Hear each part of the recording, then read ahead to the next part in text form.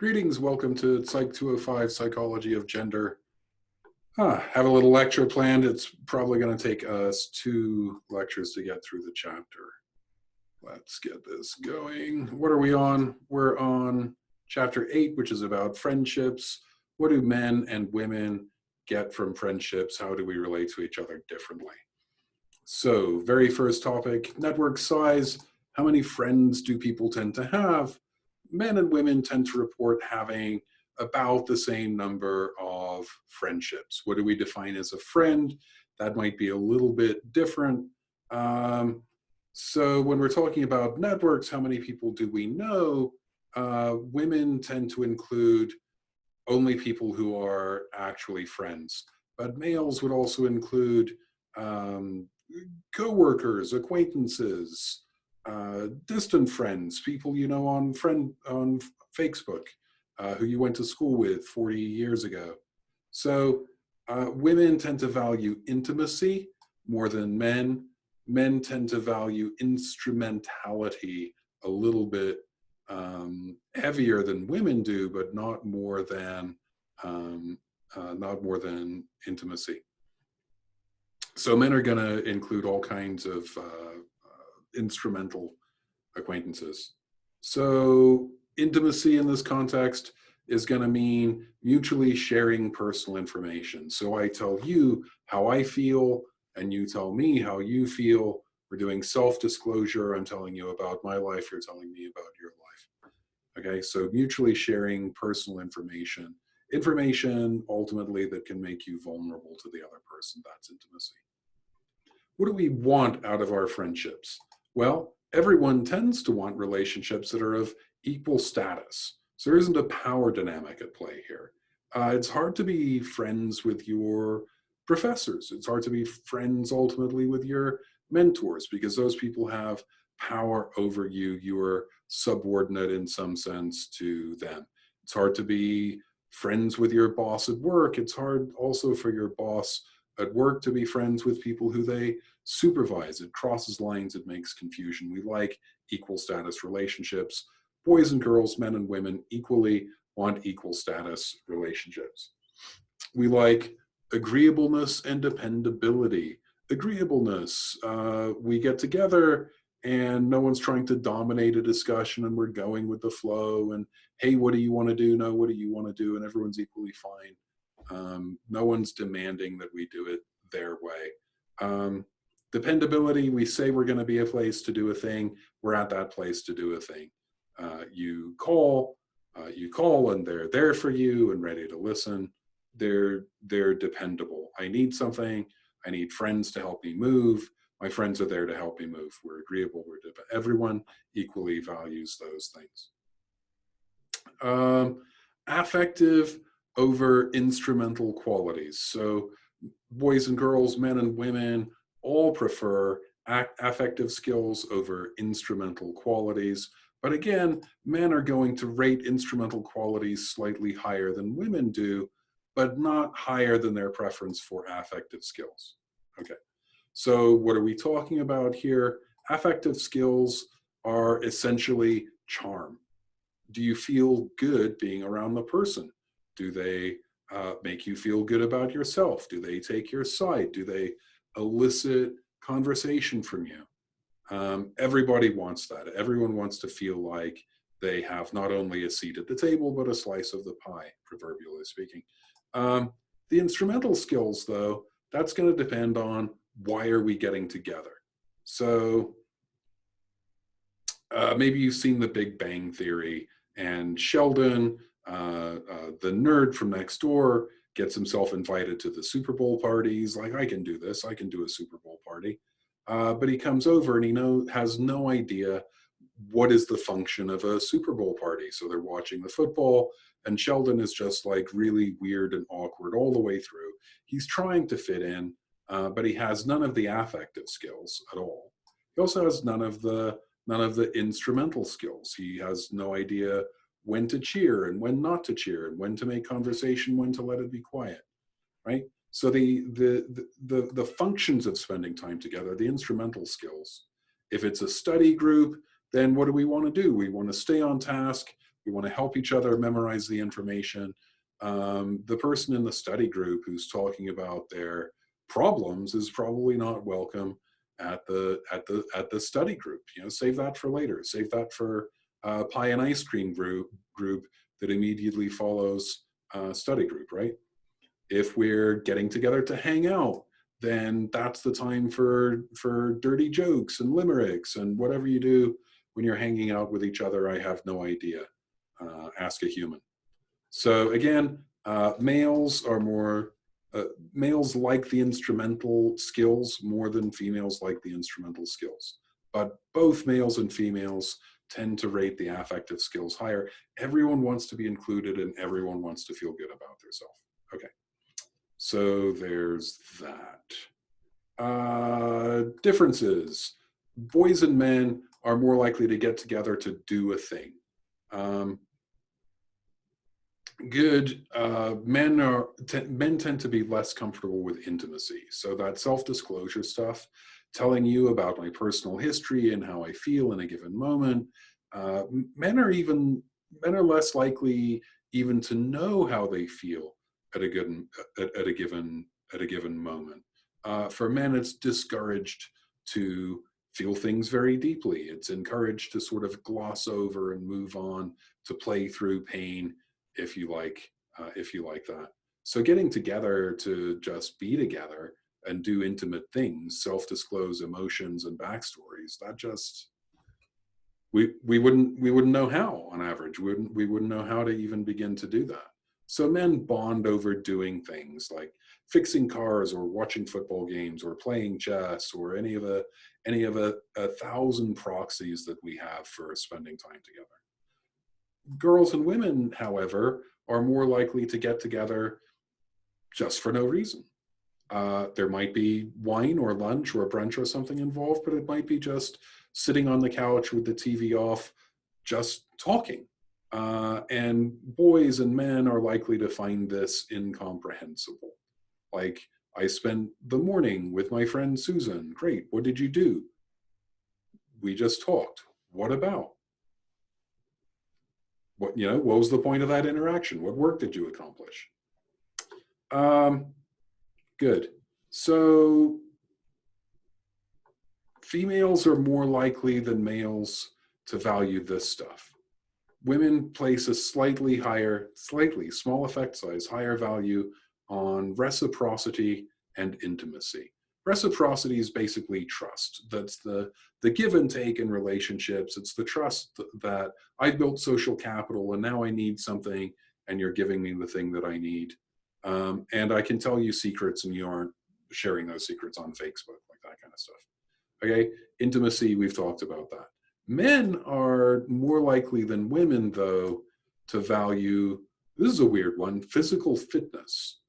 Status you can probably get. The group that we're hanging out with, if it's a high status group, we have high status.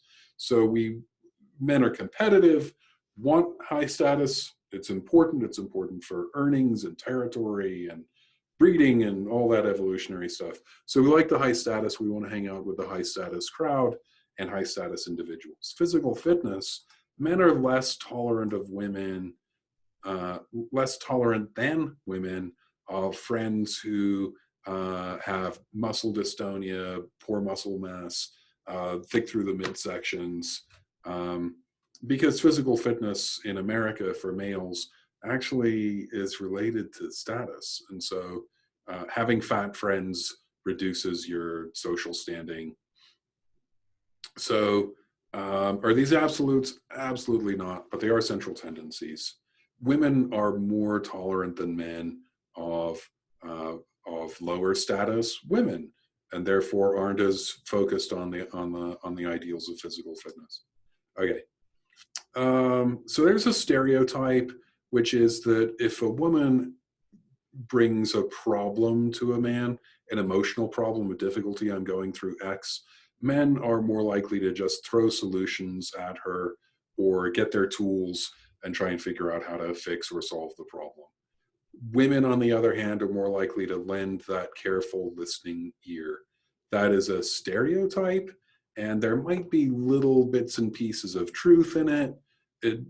I guarantee someone in the class, it absolutely accords with your experiences. But men and women are far more similar than different. And also, it might have been truer 20 or 30 or 40 years ago than it is today. So America is much more egalitarian.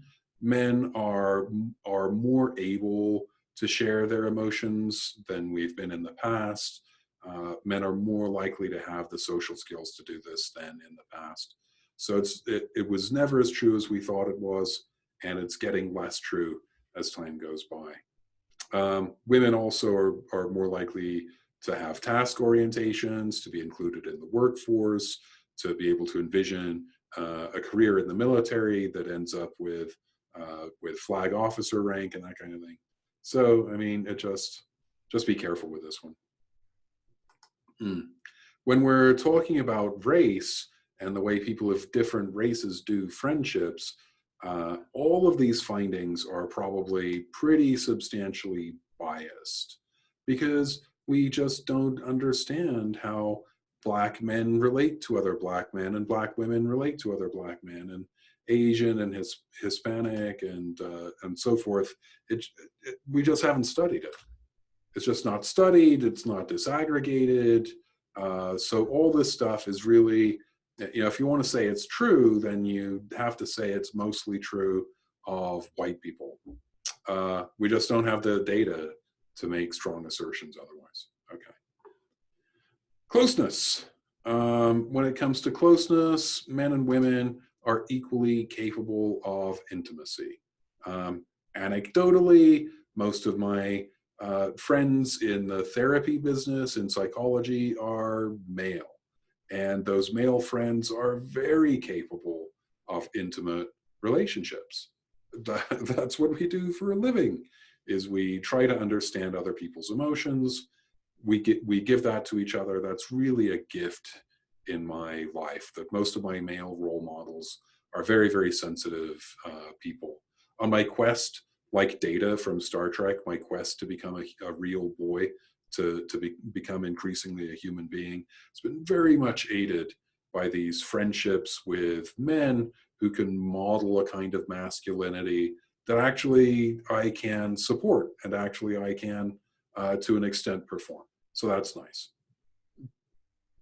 But men tend not to prefer intimacy. Women tend to prefer intimacy in their relationships.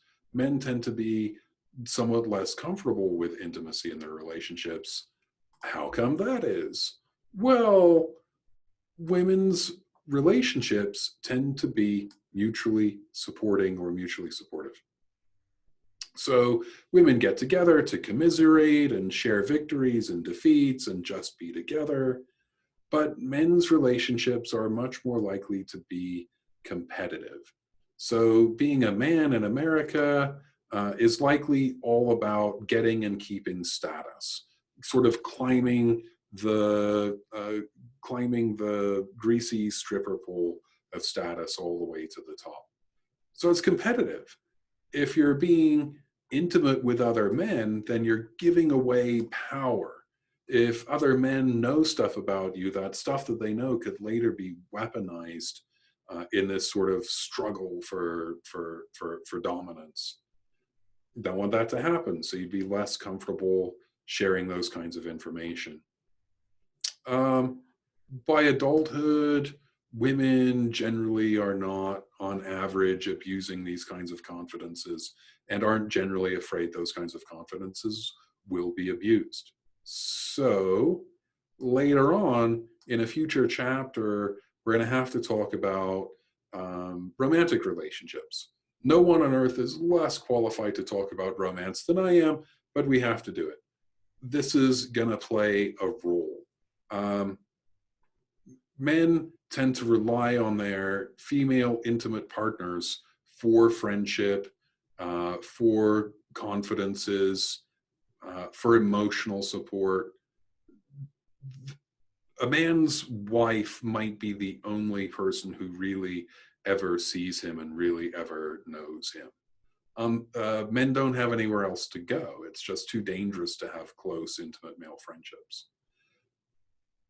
For women, that's not the case. For women, that is not the case. The man is more likely to describe the woman as his best friend than the woman in the marriage or relationship is to describe the man as her best friend. Women have other best friends. Women have lots of best friends. Women have those relationships where they have emotional support and confidants and so forth.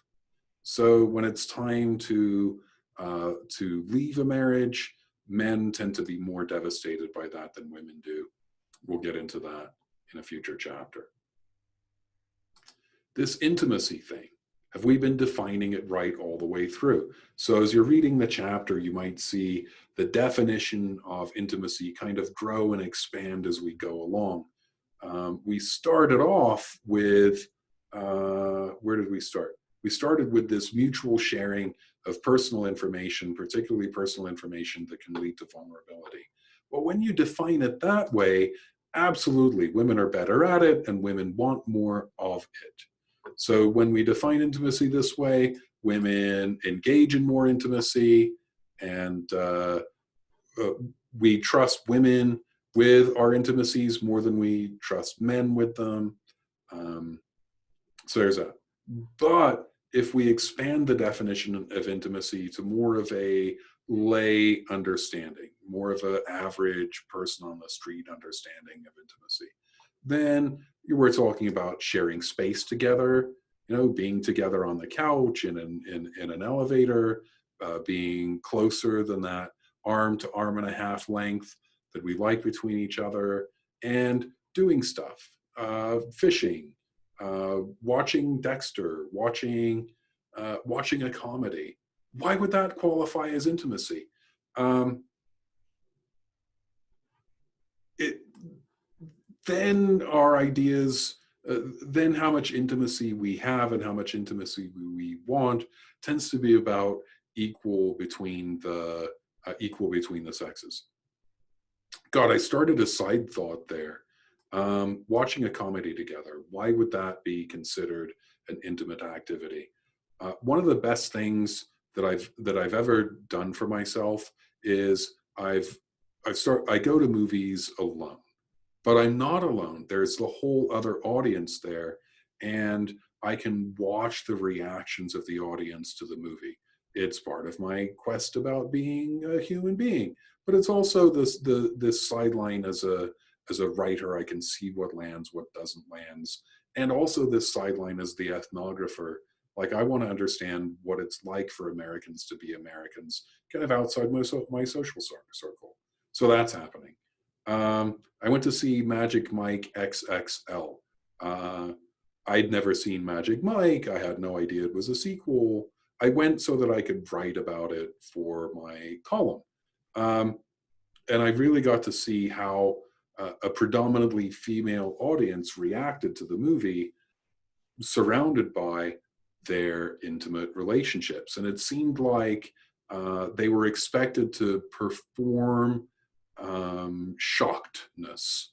The raciest thing that happens in the whole film is that there's guys in thongs dancing on stage and sort of rubbing against women in a slightly sexual fashion, and the women were fanning themselves and, oh my goodness, and all these expressions of really quite tame sexual performances, actually. And I got the distinct impression that those performances were for their female friends, so their female friends wouldn't think that they were too sophisticated sexually. I learned a lot watching that movie surrounded by women in the dark where they couldn't see that I was watching.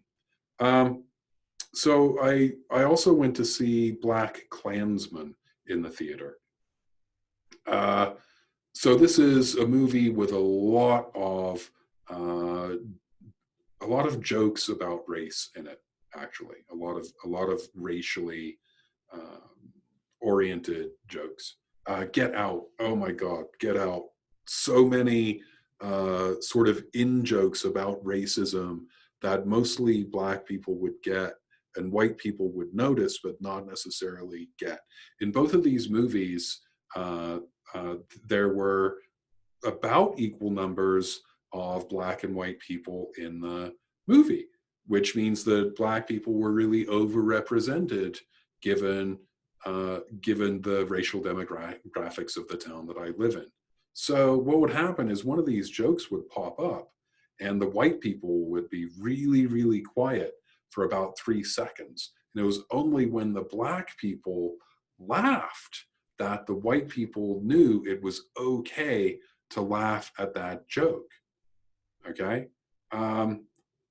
That is why we would classify a lot of activities that are done together as actually intimate activities, because you don't know how much you can disclose your knowledge of sex and sexuality until you're really actually quite intimate with your friends. You have to know what they know about you, and what's appropriate to do together.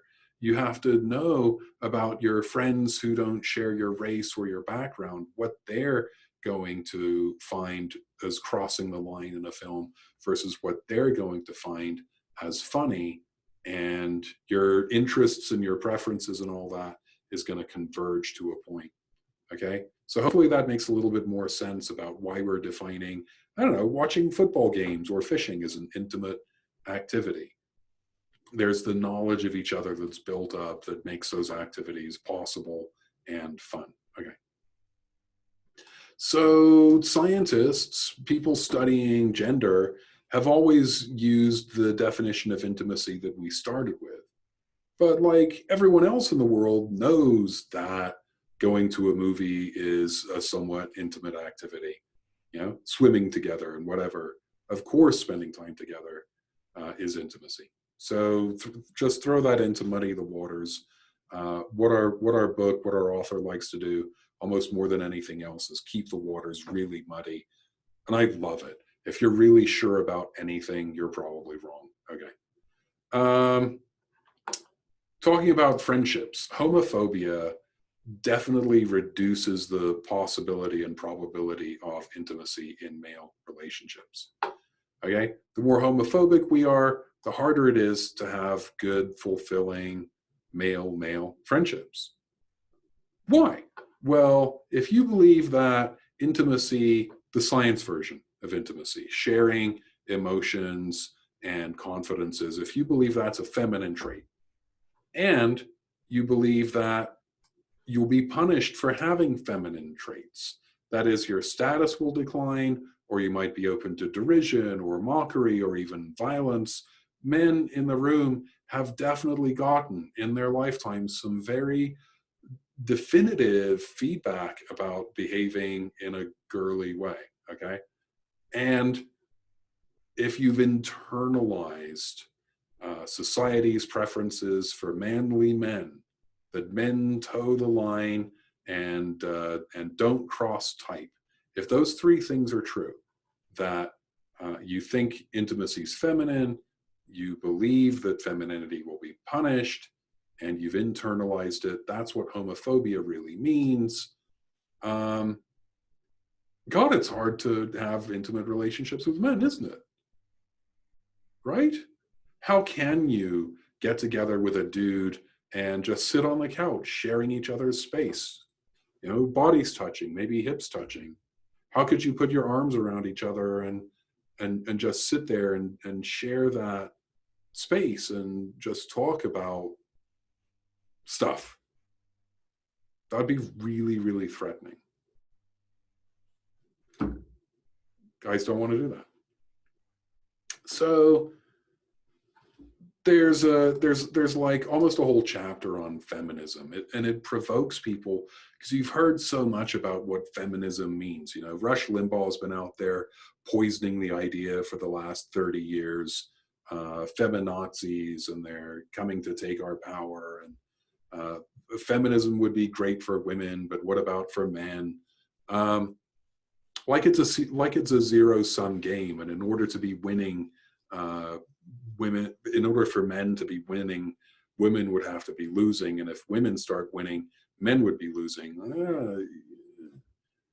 There's this argument to be made here, and through the rest of the chapter, that feminism actually would be great for men, be fantastic for men, because this sort of hegemonic masculinity where we're not allowed to show our feelings or even really understand our feelings ourselves, and uh, all of this, this kind of patriarchy, hegemonic masculinity as the patriarchy, uh, it wrecks our friendships.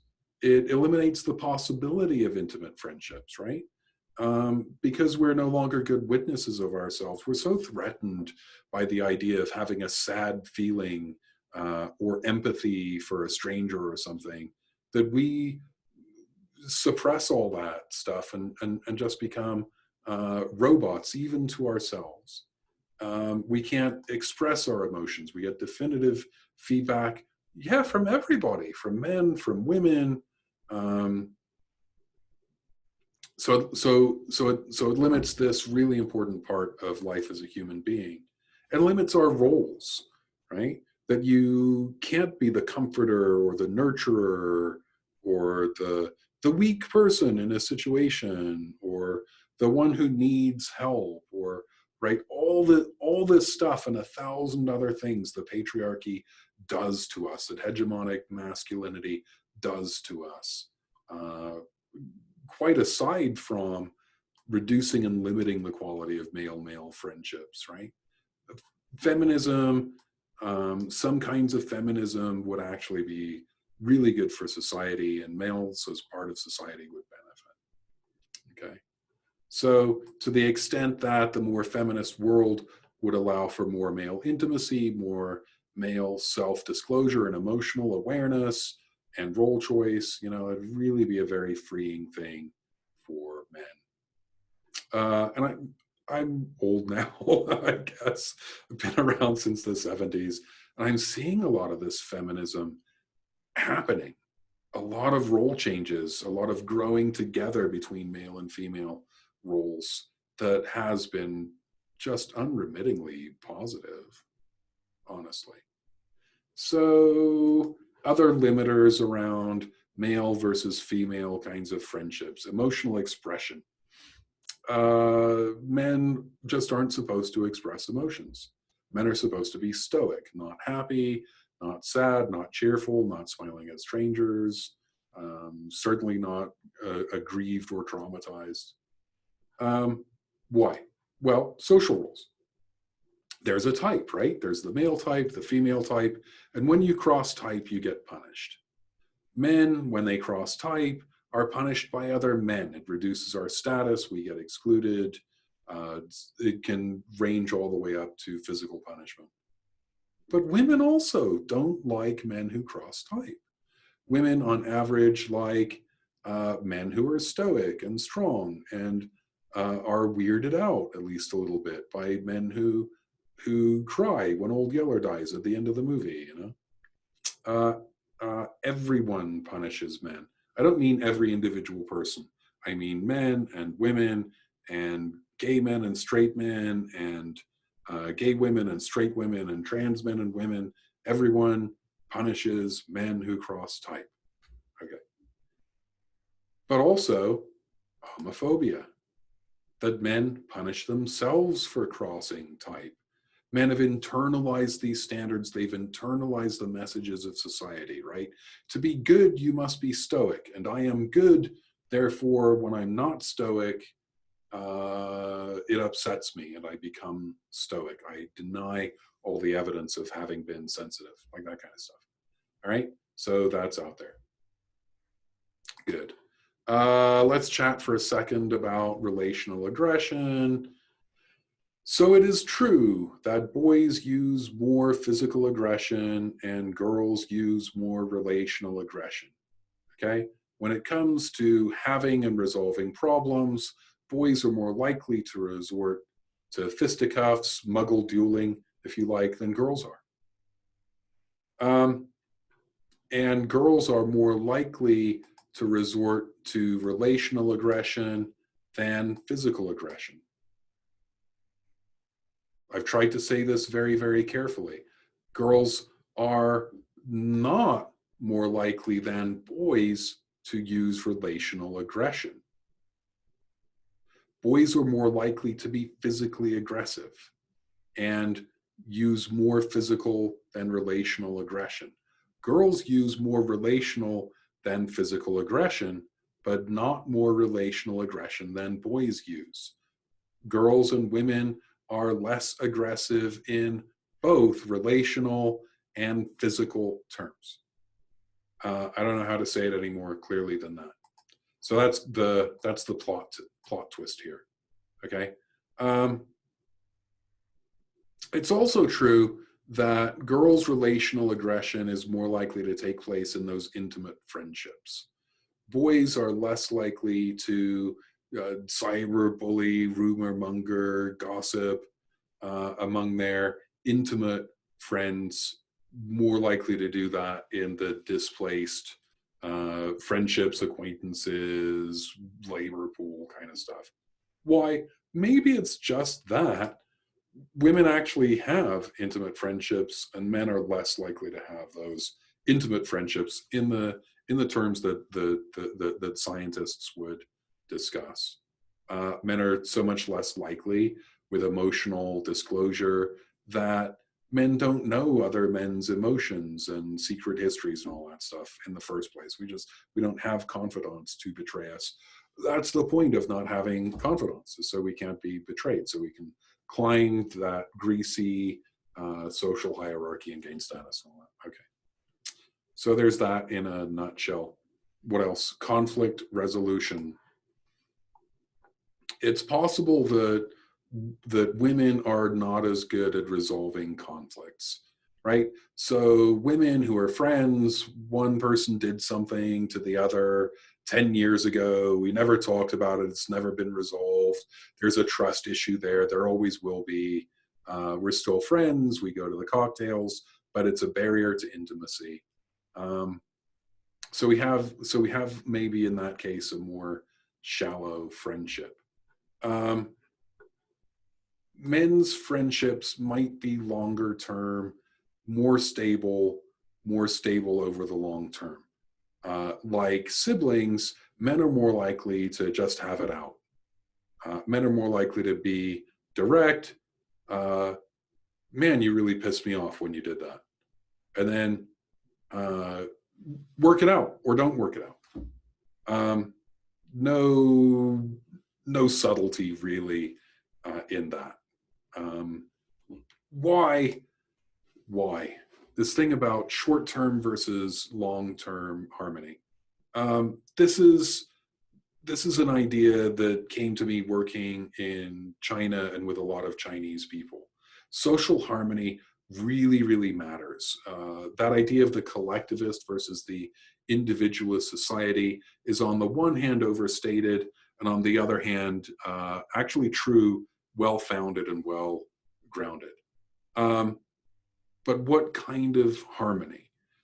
Because the collective good is so important, it's important not to rock the boat. In the family unit, we go along, we get along, we do what the authority says, we make our own emotions and needs somewhat secondary. What that does, though, is it means that we're so focused on preserving the short-term harmony, we never turn an eye to the long-term harmony. You have to treat other people, you must teach other people how to treat you, okay? But when you don't have the power and the value of individual expression to do that job of teaching, then that job's never done. That is, if people don't know that you don't like a certain thing in a relationship, then they can't give you any consideration for that. And maybe they'd like to, right? Maybe people are looking for a way to treat you the way you want to be treated, but because they don't know, they can never do that. When I'm in China, I'm careful not to say what my preferences are, because people will bend over backwards to meet my preferences. I want to go somewhere. I find that they've made travel plans. I wanted to go there aspirationally, but now I have a plane ticket in my hand somehow. I have to be really careful. I try not to disclose that I don't eat mammals. I try to avoid eating pigs and cows for moral reasons, ethical reasons, if you like.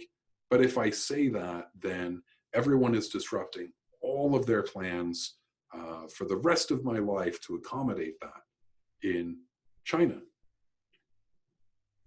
Um, right. So sometimes, though, you have to have it out.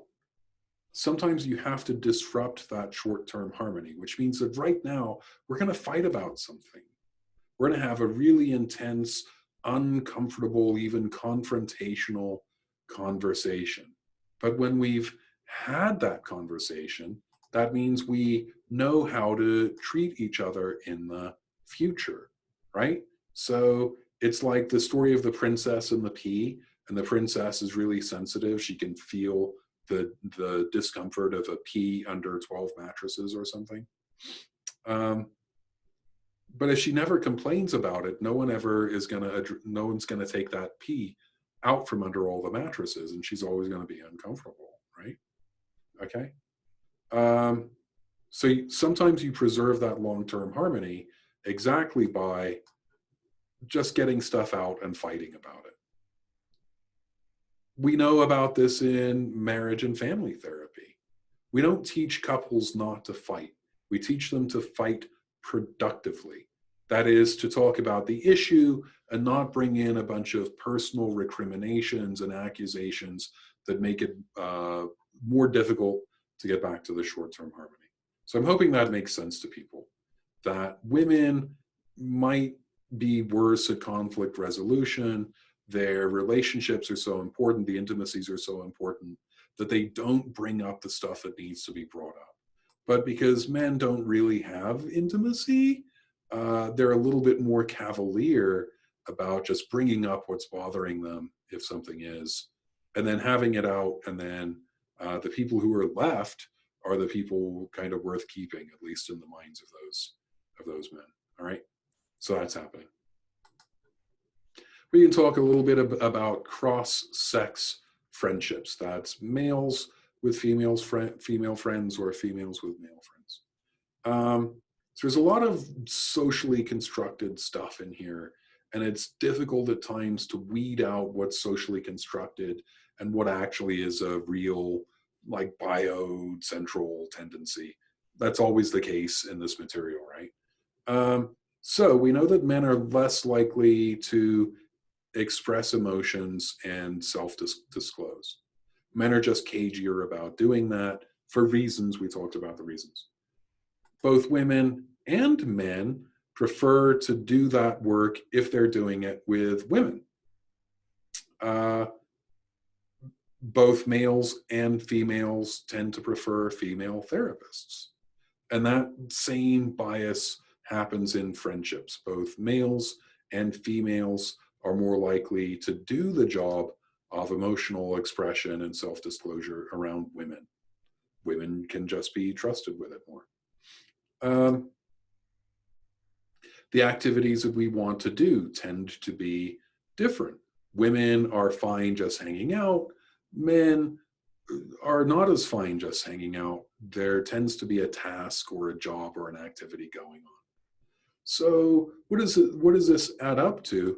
It adds up to this idea that women bear the load of intimacy, the work of intimacy, and men don't bear the work of intimacy. So that makes unequal relationships. And what do we know from the very first section? That both men and women prefer relationships that are based on equal status, based on equality, right? Based on sharing back and forth. Who's going to be a therapist? If you're going to be a therapist, one of the things that you must eventually learn is that therapy is a one-sided relationship.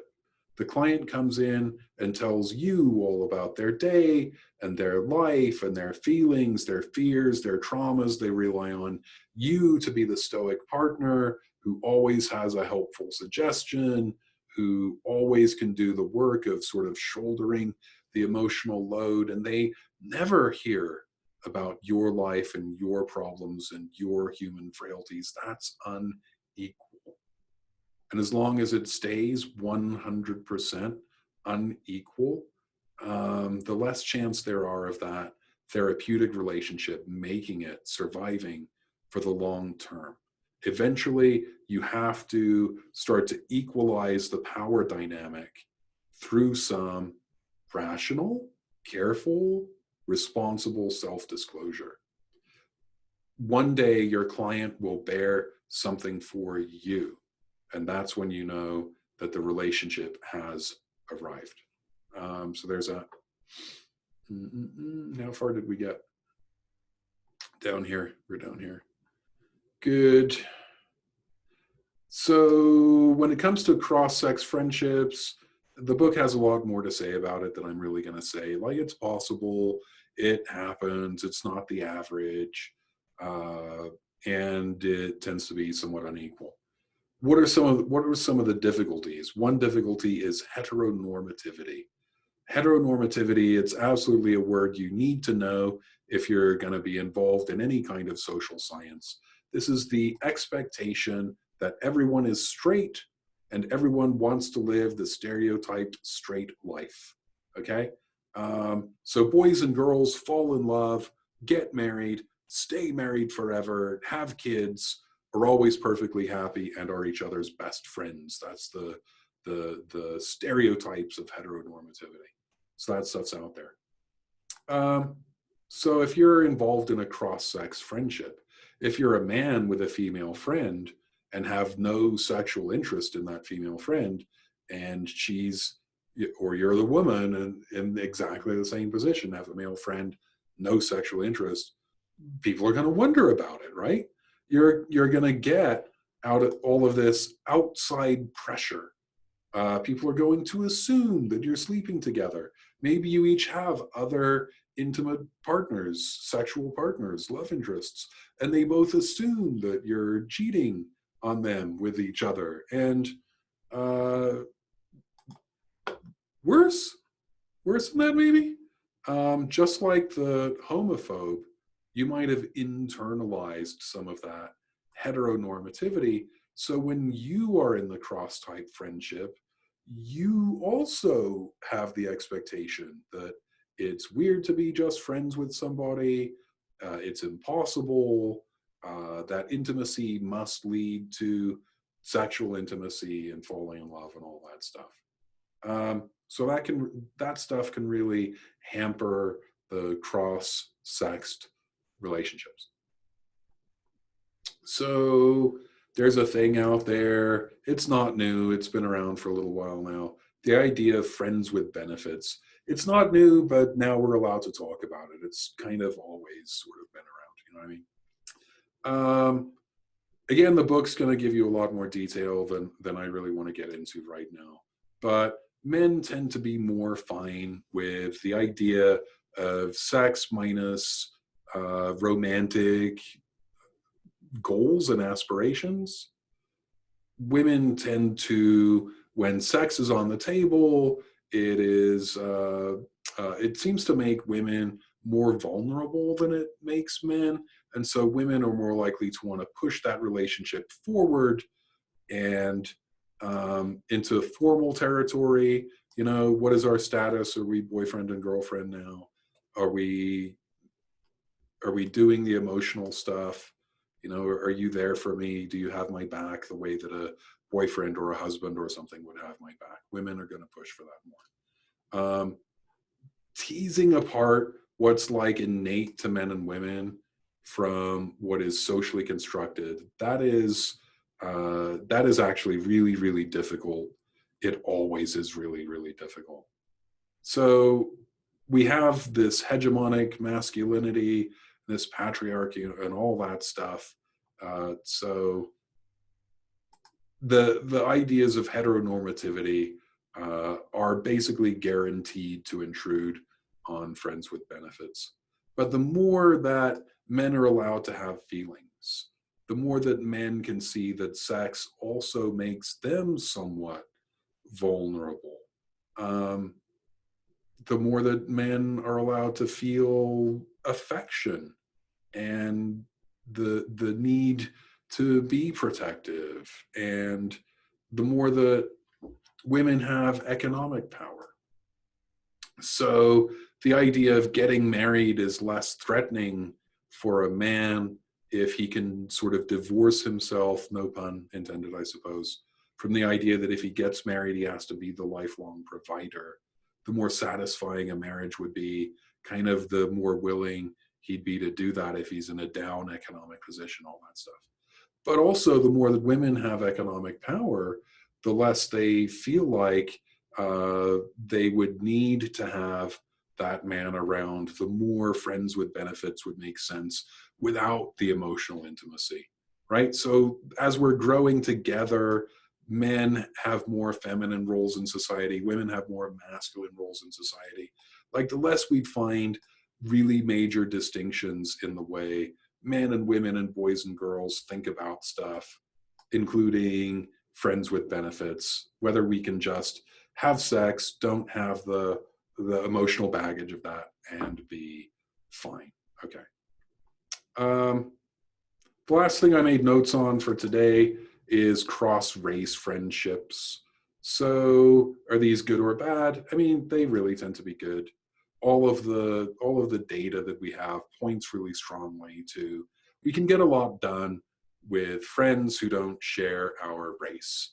What do I mean? What do I mean? I mean that stuff about going to Black Klansmen and Get Out and sitting in the room with Black and white people who mostly were in groups of white people and groups of Black people. We didn't know each other. Like, when it comes to race relations in America, our biggest problem is we just don't know each other. Why are we talking about race? Well, if we're talking about race, to be in two opposing camps, one trying to gain status over the other, one trying to maintain status over the other, and the other trying to climb up to equal status, well, that can be full of recriminations and cancel culture and threats and stereotype threat, and there's no trust. We don't have a relationship. We're coming into a negotiation. We don't have any relationship, no intimacy. Well, it's not going to go well, is it? That's going to make both sides defensive and therefore aggressive, and we're just not going to have a rational, sane discourse on the topic. Then the trolls get in, the white power people get in there, and their goal is to disrupt the conversation. Of course, the conversation is not going to be a good, productive conversation. But we understand our friends better than we understand strangers, because we have some degree of intimacy, whether we're talking about it or not, right? You are paying attention to what jokes your friends laugh at and what jokes they kind of go quiet about. So whether you talked about it or not, you care about them, and you know that about them, and you change your behavior, right? And so we understand them better, we're paying attention, but we're also motivated to resolve our differences. I want to know things about my friends. I want to know where they came from and what experiences they've had and what lens they're viewing these circumstances through. I'm absolutely paying attention in a way that we wouldn't be paying attention when we're just approached on the street by strangers and asked to have discussions about these kinds of discourse. So cross-race friendships are good. They're as good as any other friendships. They're as stable and productive and intimate and all of that. They have these side benefits. They're also good for society. Like, racism is untenable when people of different races all have friends with people of different races. Do you see what I mean there? Stereotypes become untenable, and these are people we care about. So other people injecting racism is just not a tenable position. We disallow it. We protect each other. Who is us and who is them? The race lines for that start to break down. But it's also good for us, right? It's good for society. That's a nice thing. But isn't it good for us to be less racist? Absolutely, it is. And just zip back to the talk about homophobia. When we can break down the patriarchy, it it gives us better quality friendships with everybody, right? We can be friends with anyone when we're not a racist. And we know more about ourselves. We're not suppressing so much of our thoughts about people of other races because they don't need to be suppressed, because they're more wholesome. And we can have our expressions better. You can go to that movie that's about racial sensitivities. You can go, though, with a group of people who you know who are not all the same races. And because you know them, you know what's funny and what's not, and what is appropriate to laugh at and what isn't. So you can have more emotional expression and better, more appropriate emotional expression. And your roles aren't limited. You know, black guys are like this and white guys are like that. Stop it. Stop it. You know, everyone's human, and I know that because all my friends, I mean, like 80% of my friends are human. I guess 20% of them are literally cats and dogs. But you get the picture on that, right? It's good for us to be more accepting and agreeable and tolerant, because it doesn't set up this thing where we're internalizing hatred, and that internalized hatred is just ruining our lives and our opportunities. So that is the first lecture. There's going to be a second lecture. I think we're going to pick up where things get into the GLBTQIA sorts of territory, and friendships among people in all of those categories and across and between all those categories. So the second lecture is going to be somewhat shorter than the first. We might find that sometimes the lectures are shorter than the in-class version of the presentation because there aren't as many distractions. I can stay on task. The downside is we're not interacting. I'm not answering questions and I don't see you. I really don't like that side of things. So hopefully we get back to normal soon and we don't have to do video stuff. Anyway, those are my druthers. That's the lecture for today, and I hope that you're well and safe out there in the universe. Okay, bye.